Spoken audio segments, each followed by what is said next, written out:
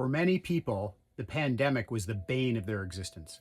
I can't speak for other industries, but it actually had some real positives in the real estate industry. A couple that really strongly come to mind are online booking. So it used to be before the pandemic, 2019 and or 2020 and previous, when as an agent, when you wanted to book showings on a house, and let's say it was Saturday night at 8 o'clock and your client calls you and says, hey, or sends you an email, hey, I want to look at these 4 houses tomorrow morning at 10 a.m. Oh my gosh, it was such fuckery to book showings. You used to have to call the number for the brokerage, right?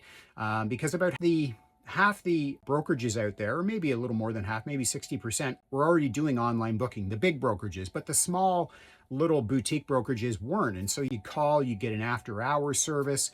And these people, it was no fault of their own, but it was just generic. They didn't know who you were. They didn't know who the agent was. They didn't have any context of the house. They were literally just taking a message, relaying it to the agent.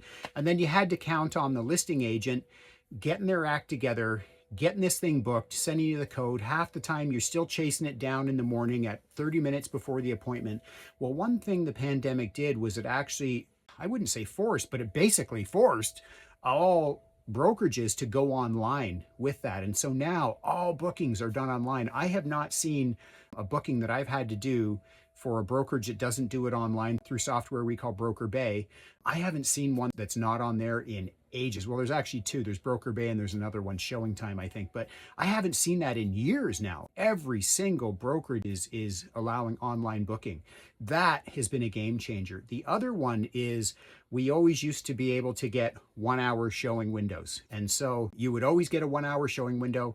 And a lot of times if the house was new to the market or they were holding offers and it was going to be a real busy showing frenzy on this house, what would happen is that you would show up and there would be multiple showings at the same time. So you might be going through the house with 3 or 4 other couples.